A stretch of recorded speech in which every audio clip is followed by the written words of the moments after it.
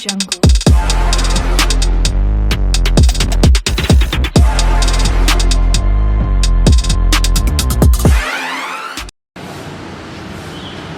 Stunting menjadi masalah kesehatan yang tengah dihadapi global dalam beberapa tahun terakhir. Statistik PBB 2020 telah mencatat lebih dari 149 juta atau sekitar 22% balita di seluruh dunia mengalami stunting. Ironisnya, sekitar 6,3 juta jiwa merupakan anak usia dini atau balita di Indonesia. Menurut Kementerian Kesehatan Republik Indonesia tahun 2016, gejala stunting antara lain yaitu tubuh anak yang memiliki tinggi lebih pendek daripada anak seusianya, performa yang buruk pada konsentrasi serta memori dalam belajar, dan lain sebagainya. Salah satu penyebab stunting adalah dikarenakan pemberian asupan gizi makanan yang kurang tepat, disebabkan oleh faktor ekonomi keluarga. Penelitian yang telah dilakukan oleh UNICEF Indonesia tahun 2019 mengidentifikasi faktor-faktor risiko stunting, antara lain kemiskinan, ketimpangan ekonomi, rendahnya pengetahuan gizi ibu, praktik pemberian makanan yang tidak tepat, dan kurangnya akses ke layanan kesehatan dan sanitasi.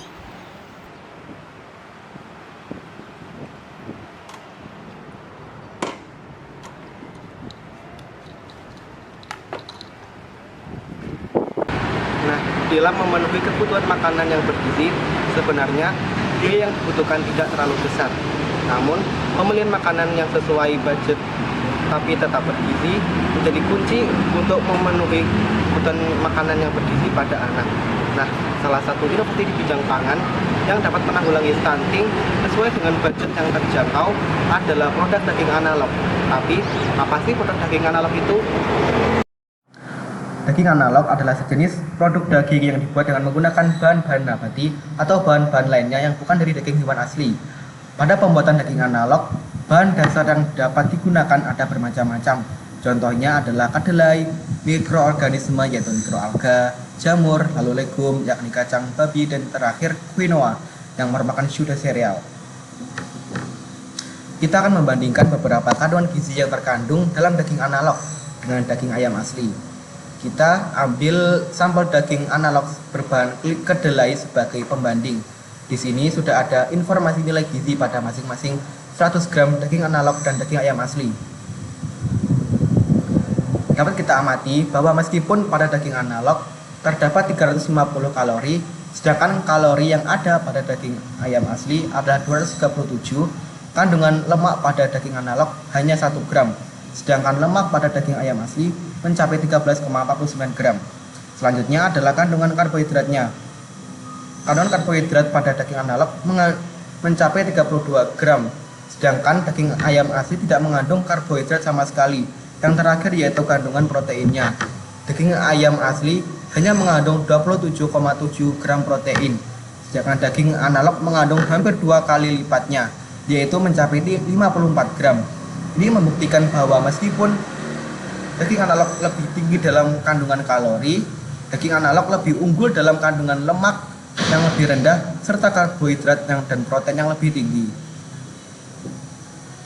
Kemudian kita perbandingkan harganya.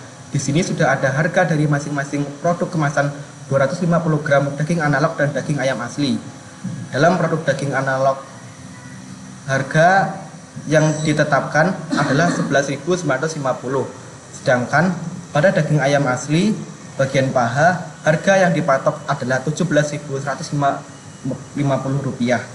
Ini membuktikan bahwa harga produk daging analog kemasan lebih murah daripada produk daging asli pada ukuran dan kemasan yang sama. Nah, tahukah kalian ternyata daging analog juga berkaitan dengan beberapa goals SDGs. Tapi, apa aja goals yang berkaitan? Yang pertama yakni goal ke-1, no poverty, yakni mengakhiri kemiskinan lewat pemerataan gizi bersama daging analog dengan harganya yang terjangkau. Nah, yang kedua yaitu zero hunger, yaitu dengan cara pemberantasan kelaparan dan peningkatan nutrisi yang dikonsumsi oleh anak-anak lewat daging analog. Selanjutnya adalah goal ketiga, yaitu good health and well-being, menurunkan kasus penyakit tidak menular, yaitu stunting lewat daging analog. Nah, berikutnya yaitu goal ke-6 dan ke-15, clean water and sanitation serta life online, yaitu pengurangan intensitas penggunaan lahan dan konsumsi air oleh peternakan yang menghasilkan daging hewan. Dan yang terakhir yakni goal ke-12, responsible consumption and production, dikarenakan limbah kotoran ternak yang berpotensi menyebabkan pemanasan global lewat gas metana yang dihasilkan, maka dengan daging analog akan menekan greenhouse gas emission dari sektor pangan dan konsumsi pangan yang lebih bertanggung jawab. Nah, sesuai dengan pemaparan tersebut, perlu kita ketahui bahwa dengan tidak hanya memperhatikan aspek produksi, namun juga aspek lingkungan, daging analog dapat menjadi jawaban atas makanan pencegah stunting dan upaya mewujudkan SDGs.